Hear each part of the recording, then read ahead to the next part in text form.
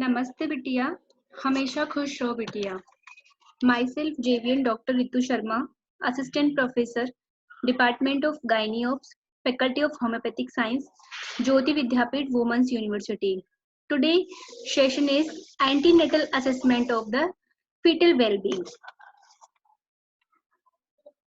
Majority 80% of fetal deaths occur in the antepartum periods. The important causes of deaths are: first is chronic fetal hypoxia, that is IUGR, intrauterine growth retardation. Now second, maternal complications like diabetes, hypertension, infection. Third, fetal congenital malformation. And fourth, unexplained cause. There is progressive decline in maternal deaths all over the world. Currently, more interest is focused to evaluate the fetal health. The primary objective of antenatal fetal assessment is to avoid fetal death. As such, simultaneously with good maternal care during pregnancy and labor, the fetal health in utero should be supervised with equal vigilance. Aim of antenatal fetal monitoring: to ensure satisfactory growth and well-being of the fetus throughout pregnancy. Second is to screen out the high-risk factors that affect the growth of the fetus.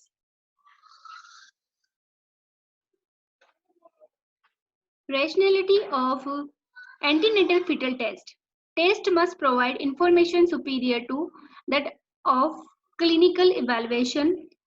Test results should be helpful in management to improve perinatal outcome, and beneficial of test must outweigh to potential risk and the costs. The measures that can be taken when a fetus is found compromised, that is bed rest, fetal surveillance, drug therapy, urgent delivery of the fetus, term or preterm, and now neonatal intensive care NIC, and last is termination of pregnancy for fetal congenital anomalies. Clinical evaluation of fetal well-being at antenatal clinic. The initial antenatal examination should be carried out in the first trimester. At this examination, a record is kept of the size of the uterus, following by manual examination or by ultrasonography. This is of immense help in estimating the correct duration of gestation in the last trimester. Fetal well-being depends on satisfactory maternal health throughout pregnancy. After a thorough clinical examination of the mother, the investigations are initiated as early as possible. Subsequent visits. At every antenatal visit, the following clinical parameters are taken into account for assessment of satisfactory progress of gestation. First is maternal weight gain. During the second half of pregnancy, the average weight gain is 1 kg a fortnight. Any excess weight gain may be due to excess fluid retention and it could be the first sign of preeclampsia.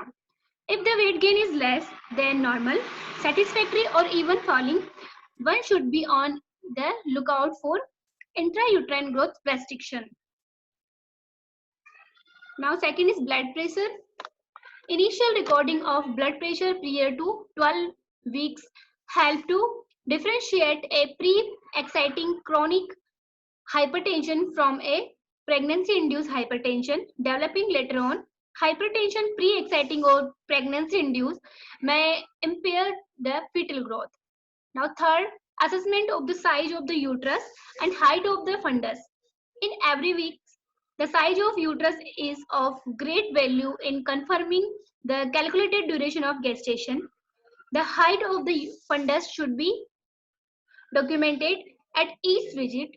The top of the uterine fundus is measured from the superior border of the symphysis pubis using a tape, and after 24 weeks of pregnancy, the distance measured in centimeter normally correspond to the period of gestation in weeks. Fourth, clinical assessment of excess liquor should be recorded, as well as any scanty liquor in the last trimester. Evidence of scanty liquor may indicate placental insufficiency and the need for undertaking other placental function test. 5 is documentation of the growth of the abdomen in the last trimester of pregnancy should form a routine part of abdominal examination. Now, spatial investigation. About 30% of antepartum fetal deaths are due to asphyxia, that is IUGR post-death, and 30% due to maternal complication, that is preeclampsia, placental abruption, diabetes mellitus, 15% due to congenital malformation and chromosomal abnormalities,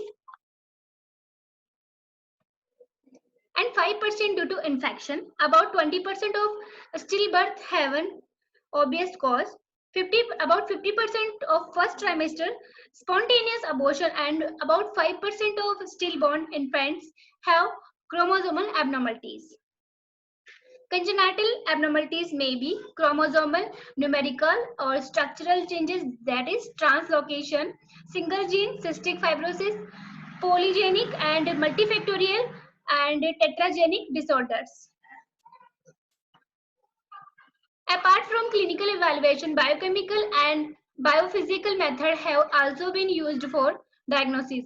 Some of these methods carries risks to the mother and or the fetus and are also expensive. Therefore, their application should provide defined benefits that clearly outweigh the potential risk and the cost.